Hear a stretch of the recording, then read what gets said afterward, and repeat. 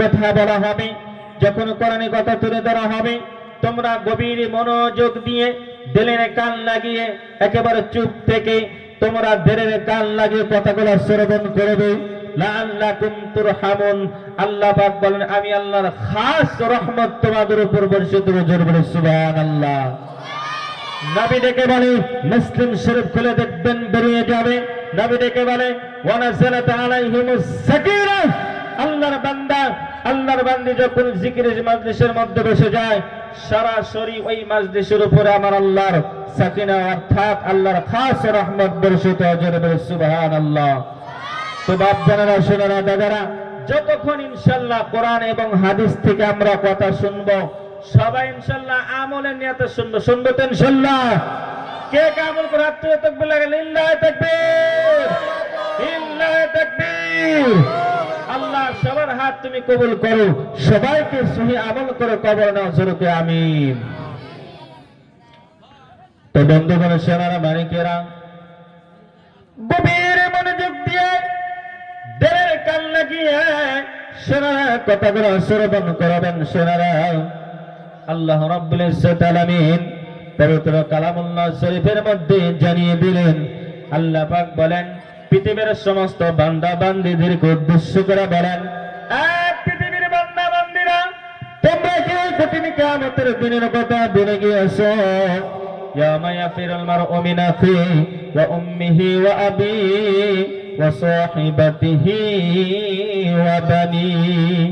আল্লাহ রাব্বুল ইজ্জত আলামিন বলেন, ওই কঠিন কিয়ামতের দিনে, যেই দিন তোমার ভাই তোমার জন্য উকিল হবে না, ওই দিন কিন্তু তোমার ভাই তোমাকে দেখে পালিয়ে যাবে। ওই দিন তোমার মা তোমার জন্য উকিল হবে না, তোমার মা তোমাকে দেখে পালিয়ে যাবে। আপনার বাবা আপনার জন্য উকিল হবে না, আপনার বাবা ওই দিন কিন্তু আপনাকে দেখে পালিয়ে যাবে। আপনার প্রাণের বিবি আপনাকে দেখে পালিয়ে যাবে। আপনার কলেজের আদরের সন্তান আল্লাহ রাব্বুল আলামিন বলেন, তোমার কলেজের টুকরা ছেলে সন্তান গুলো ওই কিয়ামতের দিনে, ওই দিন কিন্তু সবাই পালিয়ে যাবে। ওই দিন কিন্তু কেউ কারো আপন হবে না। ওই দিন কেউ কারো আপন হবে না। ওই দিন কেউ কারো আপন হয়ে উকিল হয়ে সাক্ষী দেবে না। আপনার পক্ষে আমার পক্ষে উকিল হয়ে সাক্ষী দেবে না। শোনারা, দাদারা, আল্লাহ রাসূল বলেন, পৃথিবীর জমিন থেকে বান্দা বান্দি যখন ইন্তেকাল করে, আল্লাহর বান্দা বান্দি ইন্তেকালের পরে ওই কঠিন কিয়ামতের দিনে হাসরের মাঠে পৃথিবীর জমিন থেকে বান্দা বান্দির জন্য কোন বস্তু গিয়ে উকিল হয়ে সাক্ষী দিবে না। কিন্তু নবী বলেন, সাহাবারা, তোমরা যদি দুইটা আমল করতে পারো, এই আমল দুইটা কিয়ামতের দিনে আল্লাহ রাব্বুল আলামিনের নিকট উকিল হয়ে সাক্ষী দিবে। একবার জোরে বলা যাবে সুবহানাল্লাহ। ইনশাআল্লাহ শুনবো তো ইনশাআল্লাহ? কথা বলে না, শুনবো তো ইনশাআল্লাহ? আমল করবো তো ইনশাআল্লাহ? ও বন্ধুরা, শোনারা, হাদিসের কিতাব মিশকাত শরীফ বলে একটা হাদিসের কিতাব রয়েছে। শোনারা, এই হাদিসের কিতাবটা খুলে দেখবেন বেরিয়ে যাবে। রমজানের বাবটা খুলে দেখবেন বেরিয়ে যাবে।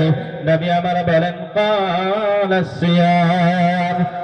এক নাম্বার নবী আমার বললেন, ওই যে জমিনের মধ্যে মাহে রমজানের রোজা রয়েছে, এই রোজাটা যদি আমার আল্লাহকে রাজি করার জন্য, খুশি করার জন্য তোমরা যদি জমিনের মধ্যে রোজাটা রাখতে পারো, এই রোজাটা কিয়ামতের দিনে আল্লাহ রাব্বুল আলামিন নিকটে গিয়ে রোজা গিয়া বলবে, আই রব্বি ইন্নী মানাতু তুআম ওয়াস শাহওয়াতি বিন নাহার। রোজা গিয়া বলবে, বাবা আমি পবিত্র মাহে রমজানের রোজা ধরতেছি। আল্লাহ, তোমার এই বান্দাটা দিনের বেলাতে খানা খায় নাই, দিনের বেলাতে স্বামী স্ত্রী মেলামেশা করে নাই। ওগো আল্লাহ, তোমার এই বান্দাকে শাফায়াত দিয়ে দাও।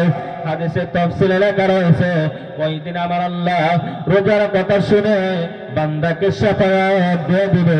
একবার জোরে বলা যাবে সুবহানাল্লাহ। ইনশাআল্লাহ আমরা সবাই রোজা রাখি কিনা? কথা বলে রাখি না? হ্যাঁ, এই তো সামনে পরীক্ষা শুরু হবে, ঠিক কিনা?